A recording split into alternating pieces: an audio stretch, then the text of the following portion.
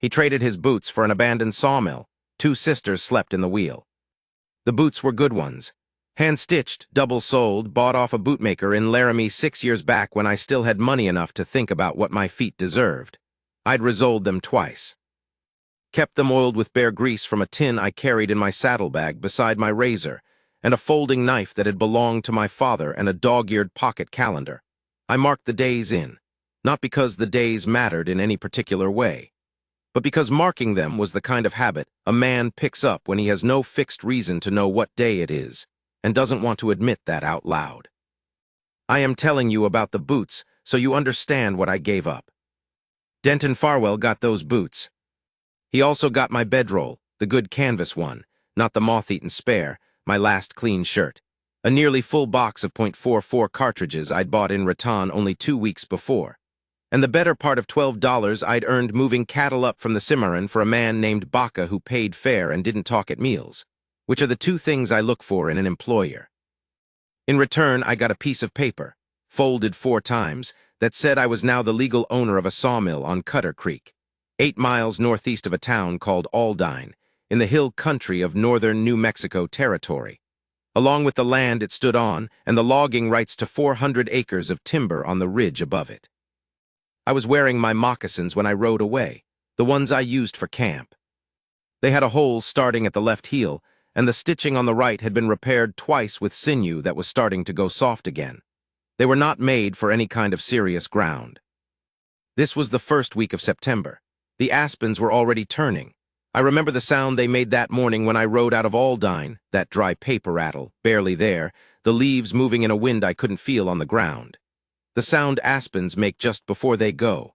I remember thinking that sound was probably the best thing about what I'd just done. I had $11 left in my vest pocket and a piece of paper and moccasins with a hole in them. I was 47 years old. That is where this starts. I should back up and tell you how I came to be in a position to make that trade at all, because it didn't come out of nowhere, even if it felt like it did at the time. My name is Callum Greer. I was born in Ohio in 1832, the second of 3 sons, and I left at 19 to follow my older brother west and never came back, and my brother died of cholera in Kansas 2 years after that, and I kept going, which is maybe the first sign of what I am. I have spent my life in motion. Not wandering, I want to be careful about that word, because wandering implies a man without direction, and I always had direction. I just never had a destination. There's a difference. Cattle work, mine work. A little surveying for a railroad outfit that went broke before the line got built. 2 years as a deputy in a town in Colorado that I won't name because it is not on any map I've seen in recent years, and I am not entirely sure what happened to it. I can swing an axe and I can read a level line and I can set a post, and I know which side of a saw to stand on. And when I was younger, I was handy with a pistol, though that is not a skill I've ever been proud of or found useful in any way that made up for what it cost me. I had been married once, to a woman named Elsa in the spring of 1871. She was from a German family in Denver, one of 4 sisters, and she had a laugh that started low and built up the way a good fire does. She died of mountain fever that winter 8 months after the wedding. I do not talk about Elsa as a rule. I am not going to talk about her at length here either. What I will say is that she was the kind of person who made staying feel like the natural condition of things, and when she was gone, staying anywhere felt like punishment, so I stopped doing it. 25 years of motion after that. That is a long time. I am not saying I didn't choose it. I'm saying I understand now that choosing it was a way of not choosing other things, and at 47 I was starting to feel the weight of all those other things I hadn't chosen. I ended up in Aldine because my horse threw a shoe 2 miles outside of town on a Wednesday afternoon, and I walked him in, which is not the kind of reason a man plans a stop around. The blacksmith was a heavy-set man named Oros who had the talent some men have of talking steadily while doing precise metalwork, so that you never quite knew whether to answer him or wait. He told me about the valley while he worked, who was building what, who owed who, the state of the timber on the hills, the price of beef that season. And somewhere in all of that he mentioned that old Denton Farwell, who ran the dry goods at the end of the main street, was looking to divest a sawmill up on Cutter Creek, because he owed a significant sum to a man in Santa Fe and needed to be rid of assets he couldn't actively manage. I said, why isn't he managing it? Oro said, too old and too broke to fix what's broken. The flumes rotted out and the blade cracked. Been sitting idle 2 years or more. I paid for my horse's shoe and thanked Oro's and rode down to look at Denton Farwell's dry goods. I still don't know exactly why. Something Oro said about the timber, maybe, or the idle quality of it, a thing sitting, not used, going wrong through neglect.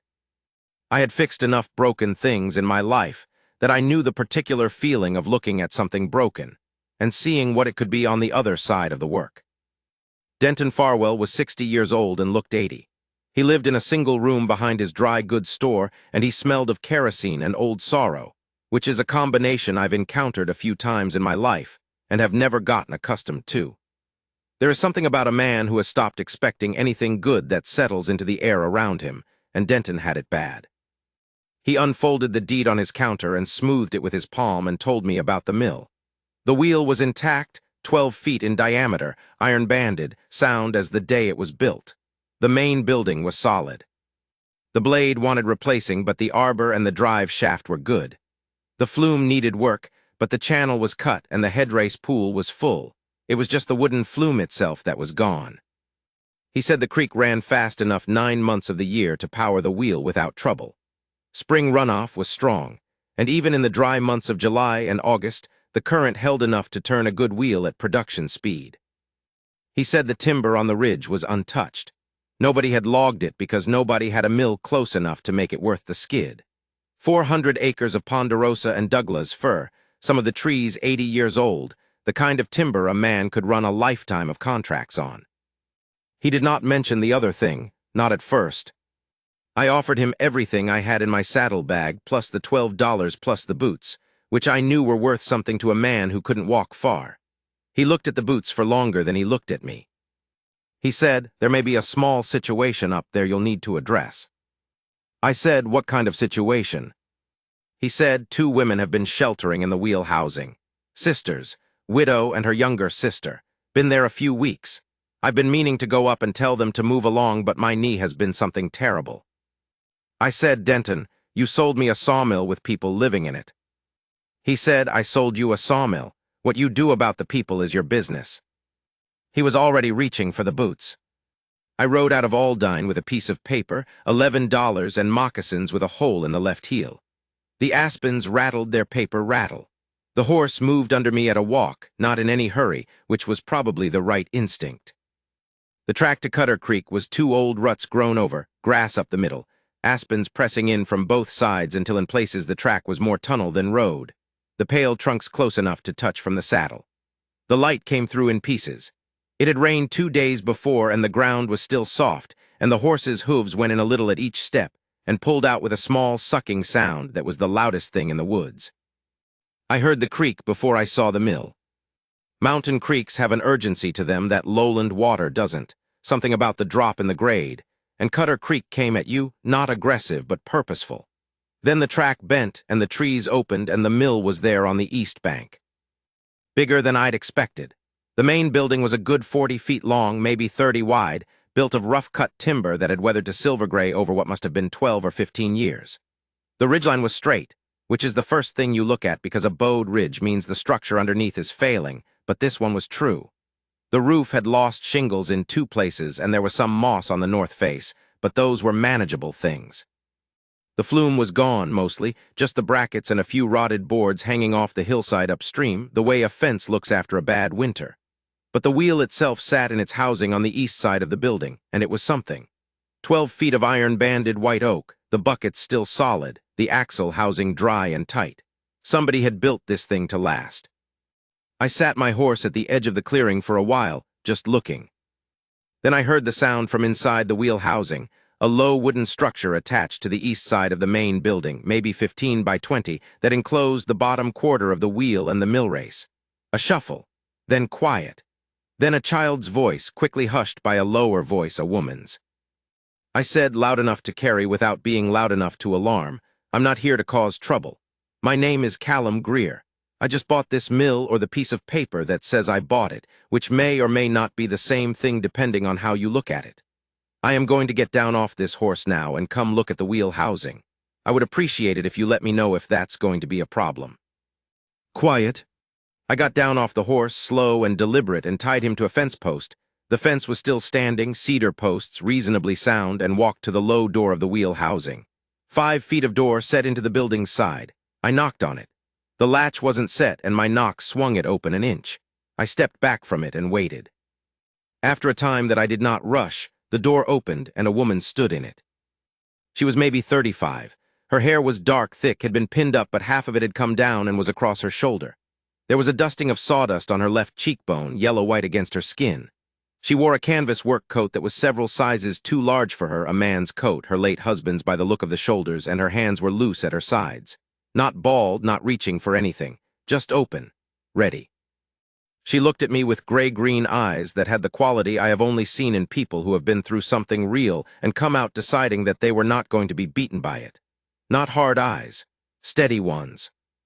The kind of look that is already past the question of fear and into the question of what needs to happen next. Behind her in the dim light of the wheel housing I could make out the blanket-covered floor, a small figure sitting on the blanket, a child, maybe 4, girl, watching me over her mother's coat with large, dark eyes and complete seriousness. And at the far wall, another figure, a young woman, 20 or thereabouts, with her arms folded and a jaw set at an angle that said she was ready to be difficult if necessary. The woman in the door said, "How much time do we have?" Not a question exactly, more like she was already organizing what came next, and the only variable she needed from me was the timeline. I said I didn't come up here to put you out. She said nothing to that, which was not agreement and not argument. It was waiting. I said I came to look at what I bought. I don't know yet what I'm going to do. She said, "Then look," and she stepped aside. I went in. The wheel housing smelled of wet wood and iron and old grease and something else, something that had been lived in. Wood smoke, food, the particular warmth of people inhabiting a space and making it hold.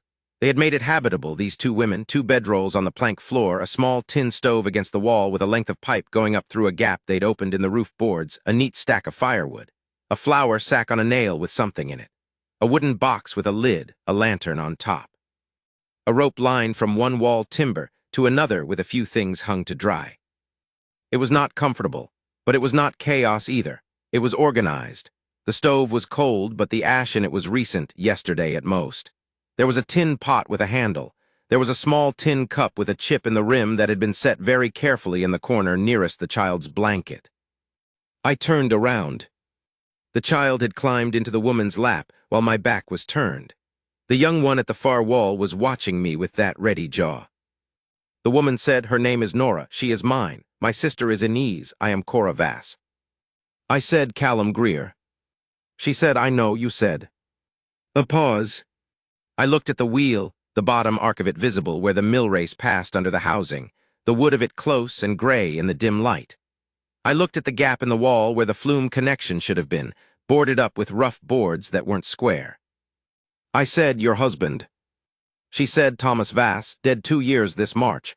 Ranch went to his brother. We had 30 days. I said, "No family." She said, "No family that had room." I looked at the wheel again. I said, "I'm going to be here a while. I'll sleep in the main building. There's room enough for all of us. I'll start on the flume in the morning, and I'll need to understand what I've got before I decide anything. If you stay you work, I don't mean that hard. I mean there's enough to do that I can't do it alone. And if at any point you want to leave, you leave. No conversation about it." Cora Vass looked at me for a moment with those steady eyes. Then she said, "There's a spring 100 yards upstream, right bank, good water. Doesn't go low even in August." I said, "All right." She said, "I can cook if you have supplies." I said, "Beans and salt pork in my saddlebag." She said, "That'll do." That was how it started. I have done a fair amount of heavy work in my life, and I thought I knew how to look at a job and scale it. The flume corrected that opinion. 3 full sections were rotten, not the one I'd estimated from the ground. The brackets that held the flume trough to the hillside had rusted through at their base plates in 6 places. One of the support posts had heaved in the freeze-thaw cycle until it was canted at 15 degrees and pulling the brackets on either side with it. The headrace gate was seized open, probably had been for 2 years, so the water had just been running free downstream the whole time instead of being held for the wheel. And the gate housing itself had split along the grain and was full of silt. I stood on the hillside above the mill looking at all of this the second morning, and I said something out loud to no one in particular that was not polite. Inez said from below me on the path, "I know." I looked down. She was standing at the bottom of the path with a drawknife in her hand, which I had not known was on the property. A proper drawknife, 12 inches of blade, hickory handles. I said, "Where'd that come from?" She said, "Shelf in the mill, second from the top behind the oil cans." I said, "You were in the mill." She said, "I've been in the mill, I know what's in there." I came down the path and looked at the drawknife. It was good steel, barely rusted. I said, "You know how to use that." She said, "Our father was a craftsman. Wood was what he did." I said, "What kind of woodwork?" She said, "Furniture some. Repair work. He could do most of what needed doing around a place." I said, "Can you shape stock for the flume brackets?" She said, "Show me one and I'll show you." I showed her one. She shaped 4 of them by afternoon, green pine from logs I'd cut, and she did it well, not a cabinet maker's work, but true enough for purpose. The brackets I had to set in iron-mortared stone, and that took me the rest of the day and part of the next. Cora drove the wagon to Aldine with a list I'd written out and came back with hardware and oakum and a small keg of the right mortar, and she had dickered the price on the hardware by 15%, which she mentioned once in a flat tone and did not mention again.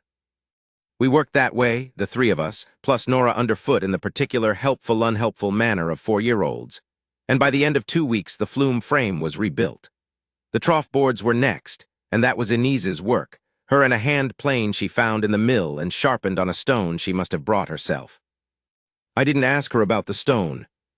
By then I'd understood that asking Inez about tools she appeared with was like asking the creek about water. Cora was everywhere. That is the only way to say it. She fed men, just the 3 of us then, and she thought ahead about provisions, and she went to Aldine when things needed getting, and she brought Nora along and came back with exactly what was needed and nothing extra and at the right price. But also she was working, not in the way that looks like helping, in the way that looks like she's doing her half and expects her half to be understood as what it is. I found her on the roof one morning.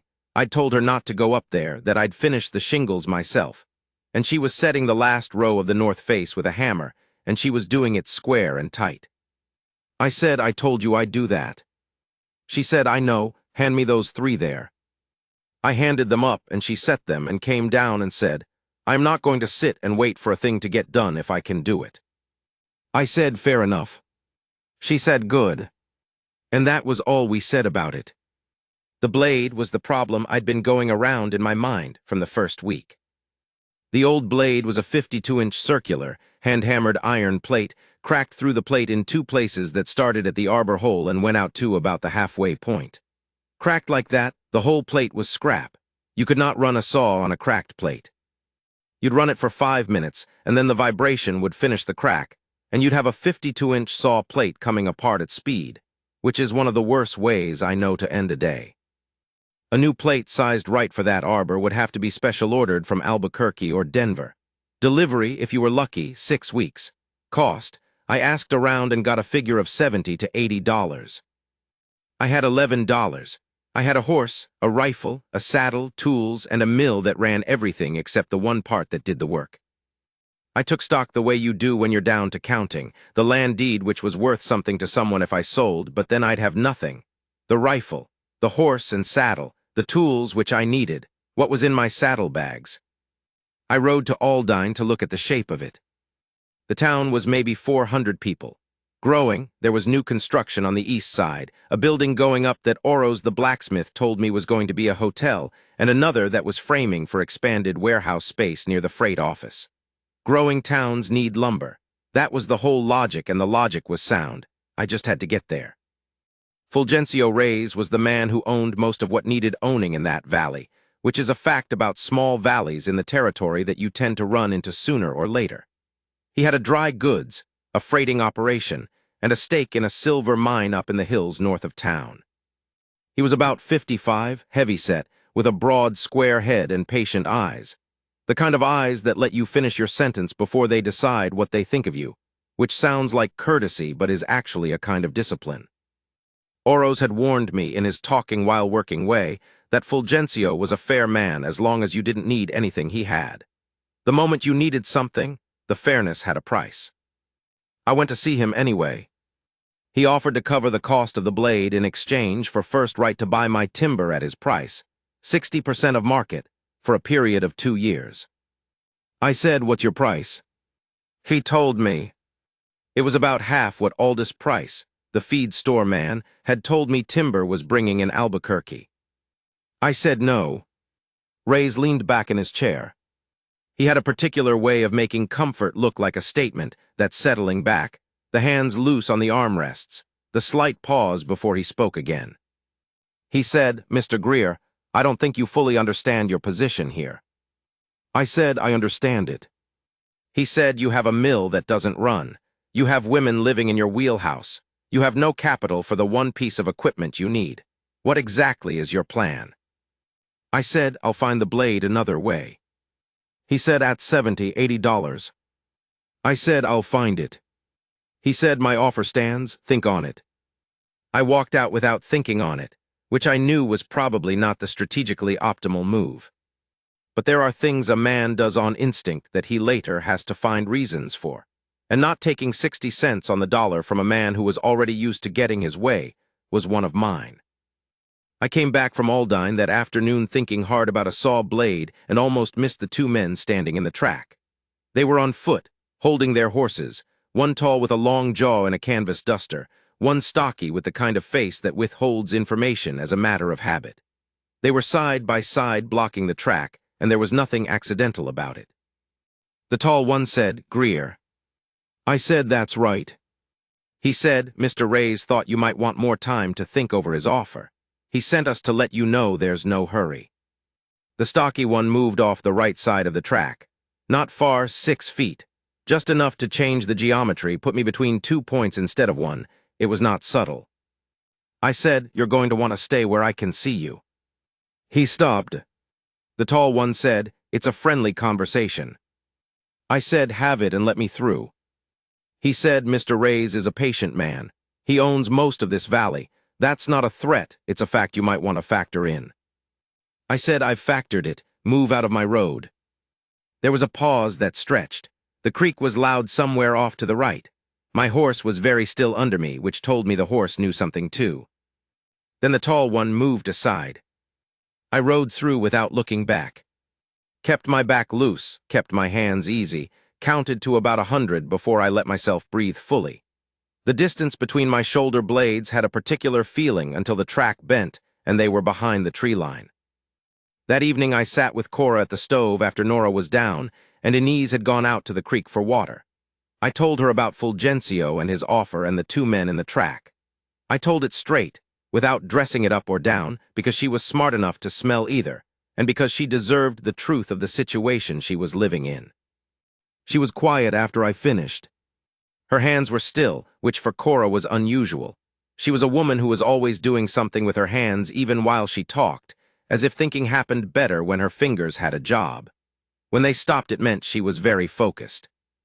She said, "There's a man named Aldous Price. He runs the feed store across from the freight office. He has a blade." I said, "What kind of blade?" She said her husband Thomas had been planning a portable mill before he died. Bought the blade 2 years ago, never got to use it. After Thomas died and the ranch went to his brother, the blade was one of the things she hadn't been able to get back to. She'd seen it at Price's last fall, stacked against the back wall. I said, "What size?" She said she'd thought about 50, 52. She wasn't certain. I said, "Why would Price sell it if he's been sitting on it?" She said, "Price and Denton Farwell have a history. There was a land deal years ago. Price came out badly and he believes it was Denton's doing. He has not forgotten." I said, "How do you know this?" She said, "I have been in this valley 2 months. When you have nowhere to go, you listen to what people say to each other when they think no one is paying attention." She looked at me. She said, "If you went to Price and told him you bought the mill from Denton, and that Denton was the one who walked out well, it might dispose him to deal." I said, "You worked all that out." She said, "I've been thinking about the blade problem for 3 weeks. I didn't know you'd try Reyes first. I would have started with Price." I looked at her. The lamplight was between us and her eyes were that shifting gray-green, and she was watching me with a patience that was not passive. It was the patience of a woman who has thought longer about a problem than you have, and is waiting for you to arrive at the same place. I said, I'll go in the morning. She said, I'll have coffee on before you leave. She got up and went to tend the stove, and I sat in the wheel housing for another while listening to the creak outside, and thinking that I had never in my life been in a place where a woman who was not my wife had thought harder about my problem than I had. Aldous Price was a dry, thin man who smelled of grain dust and did not waste time on ceremony. He confirmed he had the blade, 52-inch, which was exactly right, and he confirmed he'd had it 2 years and hadn't found a use for it. I told him how I'd come by the mill. I told him Denton had got the boots and the bedroll and the rifle shells and the $12 and come out well on a property he'd let go to ruin. Price's mouth went thin in a way that told me Cora had read the situation correctly. He said, "What are you offering?" I told him what I had. $35 and first mill priority on his timber at the going rate for 1 full season. He looked at the ceiling for a moment. He said, "The going rate, not my rate." I said, "The going rate, whatever Albuquerque is paying, I'll show you the quote." He said, "And Denton Farwell gets nothing from you no matter what he offers." I said, "I have no intention of doing any business with Denton Farwell as long as I'm operating." He put out his hand and I shook it. I walked out of that feed store with a 52-inch saw blade on my wagon and $26 remaining to my name, and the feeling you get when a thing that was impossible this morning is possible this afternoon. The next morning I mounted the blade. Inez held the housing plates while I worked the arbor bolts, standing at the side of the arbor with her hands braced against the plate, not letting it drift, for the better part of an hour while I worked the wrench. Holding a 52-inch saw plate true while a man torques it to a steel arbor in a cold building is harder work than it looks and requires more patience than most people have, and she had both. Cora was on the roof. I had told her I would finish the last of the shingles that morning before we tried the wheel. She had listened to me in the way Cora listened when she'd already decided. By midday the flume was complete, the blade mounted, the housing tight. I'd pulled the gate on the headrace at dawn to fill the pool. Now I walked upstream and stood at the gate. I pulled it. The water came down the flume. I heard it, that deep rushing sound, before I saw anything, and it hit the wheel's upper buckets and the wheel turned. Slowly at first. That grinding moan of iron on iron that has sat still too long, a reluctance in it, a machine remembering what it was for. Then the buckets caught the flow fully and it turned, and the shaft turned, and through the mill wall I heard the arbor pick up the rotation and the blade spin up. And then that sound, the sound that is specific to a good saw blade running true at speed. That rising singing tear filled the building and came out through the walls. And if you have spent time around sawmills, you know what that sound means. And if you haven't, I don't know how to explain it except to say it is the sound of a thing working the way it was built to work. I stood in the mill and listened to it. Inez was in the doorway. She said quietly, "There it is." I said, "Yeah." She said, "Our father would have wanted to see this." I didn't have anything for that. She didn't seem to need anything. She walked back out into the yard and I stood in the noise of the running blade for a while, and if there was something in my chest, I am not going to go into it, but it was there. The first timber came down the ridge on a Tuesday near the end of October. I'd hired 2 men from Aldine, brothers named Calixto and Tomas Vila, who came recommended by Oros the blacksmith and proved it daily. They were strong workers and quiet ones. They did what they said they'd do and stopped when I said stop and started when I said start, and in the woods that is all you need. We felled with crosscut saws, 2 men to a saw, and we skidded the logs down to the mill with the horses. Cora drove the wagon to Aldine for hardware and provisions, and on the deck she worked the tail end. The woman could move timber. She had a cant hook she'd found in the mill, a good 6-footer with a sharp hook, and she could get leverage on a log end with it that a man twice her size might not have managed. Inez had the accounts organized by then. She'd found a ledger in the mill office and set up the books from scratch with a careful hand and a head for numbers that surprised me, though it probably shouldn't have by that point. She showed me the week's figures on Friday evening, and they were clear as water. I took lumber to Aldine that Friday on the wagon, first load. Fresh-cut ponderosa, straight-grained and clean, that particular smell of newly sawn pine that you either find beautiful or you don't, and I find it beautiful. I went building to building in that town, and every man I could find who was putting something up or repairing something or thinking about building something, I talked to. I had a price, a quality, and inventory ready to load. By the time I drove back up to the mill, I had orders for 3 times what I'd cut. Fulgencio Reyes sent a man to see me the following Monday. Better dressed than the 2 from the track, a man who wore his hat indoors and spoke in complete sentences. He brought a letter. The letter was a revised offer, 60% of market for 2 years instead of 50. Reyes was being more generous with a mill that was running than he'd been with one that wasn't. I read the letter. I gave it back to the man and told him to tell Fulgencio I was running fine. The man said, "Mr. Reyes would like you to understand that his support could be valuable to a new operation." I said, "I imagine it could." He said, "And his interference could be costly." I said, "Tell him I'll remember both." The man rode down the track. I went back to the mill. What I had not told the man, and what I turned over in my mind for the rest of that day, was that Reyes was right about one thing. I was running alone, in the sense that I had no legal protection, no partnership, no one who would come if things went wrong. The Vila brothers were employees. Cora and Inez were. I didn't have a word for what they were exactly, which was a problem I was starting to notice. The hard night was in the first week of November. The first hard frost had come 2 nights before, the kind that lays down an 1/8 inch of ice on standing water overnight and turns the mud iron hard. I'd been up since before 4 checking the sluice gate for ice. A frozen gate on a working mill race could crack the housing. And I'd come in and built the fire up in the main building and gone back to the timber contracts at my workbench. It was still dark when I heard Cora's voice outside, not calling out. That level, flat tone a person uses when they are keeping their voice down not out of discretion, but out of not giving an inch.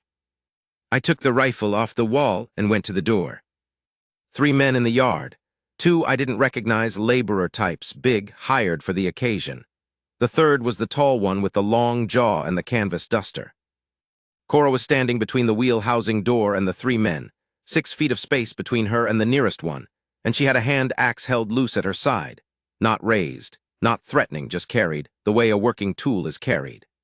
Behind her, barely visible in the doorway, Nora was pressed against the doorframe with her hands in Cora's coat, and Cora's left arm had gone back to keep the child there without looking. The tall one was saying something to her in a tone I did not find acceptable from 15 feet away. I came out of the main building. He looked up.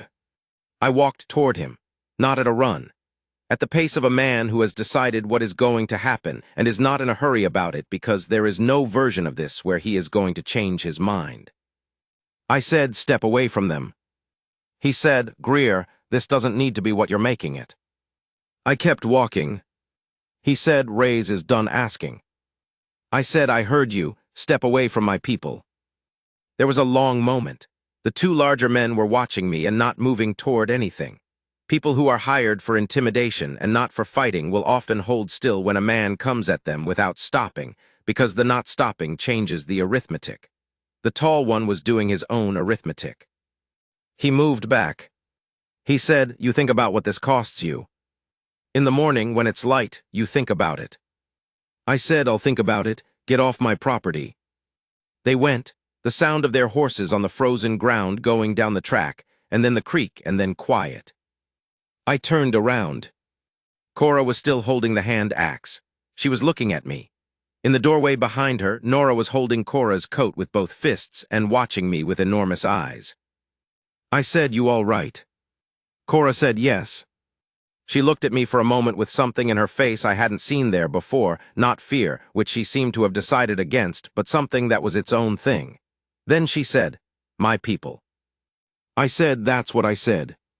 She looked at me one more moment. Then she turned and went into the wheel housing, and the door closed, and after a while I saw the lamp come on through the gap in the boards. I rode to Aldine at first light. Fulgencio Reyes was at his desk when I came in, which told me he was either an early riser or he'd expected me. He looked up with those patient eyes and folded his hands and waited. I put both palms flat on his desk and told him exactly what had happened in my yard in the dark and what I was going to do if it happened again. I told him I had the deed, the mill, the employment of local men, and 3 witnesses to intimidation by hired men connected to his business. I told him that the territorial court in Santa Fe existed for exactly the kind of grievance I was describing, and that whatever his freighting license and his stake in that mine were worth to him, he'd want a way that against what a legal action would cost him in time and attention and goodwill from the officials he needed on his side. He was quiet for a long time. I said, I am not your enemy, Fulgencio. I don't need to be.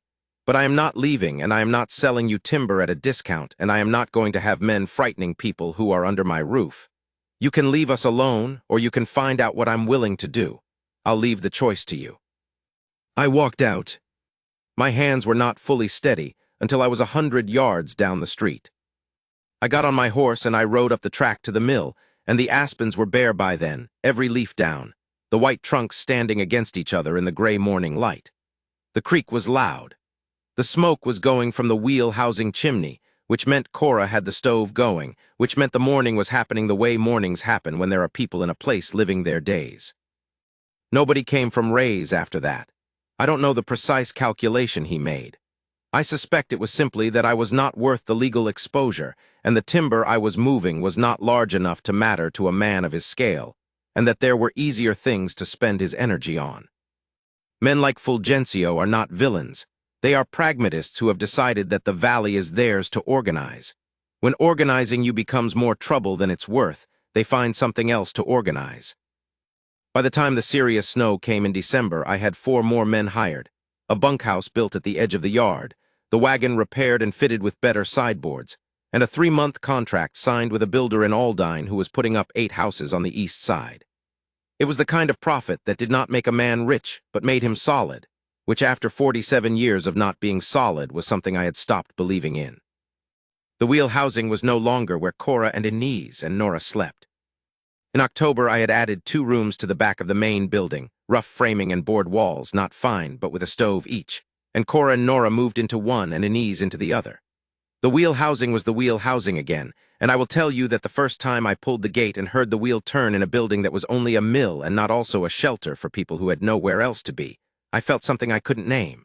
Not loss. The opposite of loss. Inez had the books running clean. She sat at the mill office table with the ledger open, and she tracked every board foot, every contract, every disbursement, and when I had a question about the numbers, she answered it before I finished asking. She was 20 years old, and she had a mind like an organized room, everything in its place and findable in the dark.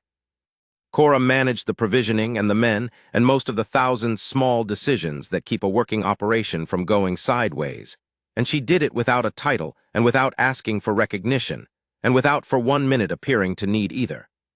The Vila brothers would take instruction from her as readily as from me, which is not always the case and is never an accident. One evening in early December, I was in the small room I'd started using as an office, going through the Albuquerque timber quotes by lamplight, and Cora appeared in the doorway. She said, "Can I ask you something?" I said, "Go ahead." She said, "Why did you stay when you found us?" I set down the paper I was holding. She said, "Most men would have told us to go. It would have been simpler for you." I said, "I thought about that. On the stump that first afternoon, I thought about it for a while." She waited. I said, "I'd been moving since I was 19, 25 years of it, more or less. I had a piece of paper and $11 in moccasins with a hole in them, and I looked at this mill and I thought, here is a thing worth fixing. And you were here and you were already fixing it. And I thought if I ran you off I'd be the kind of man I didn't want to be, and if I stayed I'd at least have a direction." She said, "And now you have a direction." I said, "I've got a mill running and a bunkhouse, and 4 men employed in contracts through spring. I'm not thinking about moving." She was quiet, then she said, "I want to say something plain, may I?" I said, "Yes." She said, "I was not looking for another person to depend on. I want you to understand that before anything else. 2 years since Thomas died, and I know things now that I didn't know then. I can make decisions. I can manage a thing. I can handle trouble. I didn't know those things about myself when Thomas was alive because I never had to know them. I know them now." I said, "I know you do. I've watched you." She said, "What I am telling you is that I am not here because I have no choice. By now I could find another choice. Inez and I could manage. We're not staying out of necessity." I said, "I know that." She said, "I wanted to make sure you knew it, and I'm still here." She picked up the lamp and she went. I sat in the dark for a long time that night. The creek was talking outside and the wheel was still, the gate down for the night, and the cold was coming through the boards in the particular way of December nights in the hills, and I was thinking about a woman who had told me she was choosing, not clinging, who had been careful to separate the two. I had not had anyone say that to me in a long time. I'm not sure anyone had ever said it quite that way. The next morning I found her at the log deck before first light, crouched at the carriage fence with a lantern on the ground beside her and a wrench in her hand, making a small adjustment to the fence alignment that had been running slightly off square, one of a dozen things on a list I'd been working through. Calixto had mentioned it the day before in passing, and she had heard it and filed it and was fixing it at 6 in the morning before the day started. I stood in the yard for a moment looking at her. She looked up and saw me. I said, "Cora." She waited. I said, "I am not an easy man. I've been on my own too long, and there are habits from it I don't shed overnight. I don't talk through everything I'm thinking. I work longer than I should and forget to eat. There are mornings when the past sits on me in a way I can't always put aside." She said, "I know all of that." I said, "I know you do. I'm not offering you something I don't have. I'm not going to make you a promise I can't keep. What I can tell you is I'm not going anywhere, and I want to make what we're building here into something real. And I find that I want to make it with you here." She set down the wrench. She came to me and she put her hand against my jaw, flat palm against my face, the way you check whether something is there, and she looked at me straight. She said, "I know what you are. I've been watching you for 3 months. You don't quit. You don't lie. You stood between me and 3 men in the dark and you called me your people without stopping to think about whether to." There was grease from the wrench on her wrist. She said, "Thomas was a man I loved, and I don't apologize for that. But Thomas was difficult in the way of a man who needed things he didn't know how to ask for. You are difficult in the way of a man who has been alone so long he's forgotten anyone else was an option." She said, "I'm not afraid of that kind of difficult. I want to be there when you remember." I put my hand over hers, flat against my jaw. I don't know how long we stood there. The creek was moving fast in the cold. The light was starting at the rim of the ridge. The wheel was still until I pulled the gate. I said, "I don't think I've ever had anyone say something like that to me." She said, "I know. I think that's what I'm trying to fix." We were married in March in the Aldine church, with the winter going out of the hills and the creek running high with snowmelt. Inez stood with Cora. Nora wore the dress she'd grown an inch out of over the winter and did not seem to mind. Oros the blacksmith came and brought his wife, a large, quiet woman who cried through the whole thing and afterward told Cora she was glad to know there were still men worth crying over. Aldous Price came and shook my hand and said, "Denton's going to hear about this," and I thought the way he said it suggested that was part of the satisfaction for him, which made me like him better. Fulgencio Reyes sent a note of congratulations on embossed paper, which confirmed for me that the arithmetic had gone the way I'd thought. By the following fall, the mill was producing more than I could move on my own, and I'd taken on a third Vila brother as a driver, young one, 19 years old and serious about the work. Inez had expanded the accounts to include a small provisioning business she'd started almost without my noticing, supplying 3 other operations in the valley with goods she bought in bulk and transported in our wagon on its off days. She never asked permission. She showed me the figures at the end of the first month with the flat look she used when she expected to be asked why. And I said, "Good, keep going," and she said, "I intended to." The man named Hendricks who came to buy lumber in August stayed 3 days longer than necessary and left with a reason to come back in the fall. He came back in October, and in December he asked me for a formal conversation, which I granted. He was a decent man, plain-spoken and steadily employed, and not the kind to throw his weight around, and the way he looked at Inez when he thought no one was looking told me what he was before he did. Inez made him wait a reasonable length of time, and then said yes, and that is the most I am going to say about that because it is their story. Nora turned 5 that spring and 6 the following one, and she had a habit of appearing at my elbow when I was working on something, not asking, just watching, and then asking the one question I hadn't answered yet. She wanted to know how the blade stayed on the arbor. She wanted to know how the wheel knew which way to turn. She wanted to know why the wood smelled different when it was wet than when it was dry. I answered every question as straight as I could, and she received every answer with a small, serious nod, and then asked the next one. She called me by my name, not a title, just Callum. I had said she could do whatever felt right, and Callum felt right to her, and it felt right to me. I still have the deed. It lives in a tin box on the shelf above the workbench, folded in four the way Denton Farwell folded it. The crease lines are brown now and soft from being folded and unfolded and folded back. The tin box is nothing special, a baking powder tin, red, with a dented lid that doesn't close perfectly. I take it out sometimes, not to read it, but to hold the paper. It has a particular feel, that heavy notary stock, slightly rough at the edges where the fibers caught before the press smoothed them. I don't know why I find that satisfying, but I do. I think about the boots sometimes. The good Laramie ones, double-soled, resoled twice.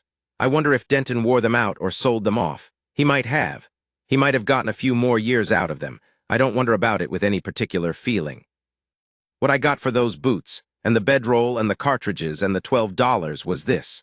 A mill on a creek in the New Mexico hills, and 400 acres of timber above it, and a place to aim at when I'd been moving so long I'd forgotten aiming was an option. And I got Anise, who ran the books better than I could. And I got Nora, who wanted to know why things worked the way they worked. And I got Cora, who stood in a doorway with a hand axe and a child pressed against her back, and a look on her face that had already done its calculation and was waiting to see what the world did with it. I got a woman who told me she was there by choice and meant it. There is not a word I know for what that does to a man who has been moving for 25 years. The closest I can come is, it stops you, not the way a wall stops you, the way a place stops you, the difference between running into something and arriving somewhere. I replaced the moccasins eventually.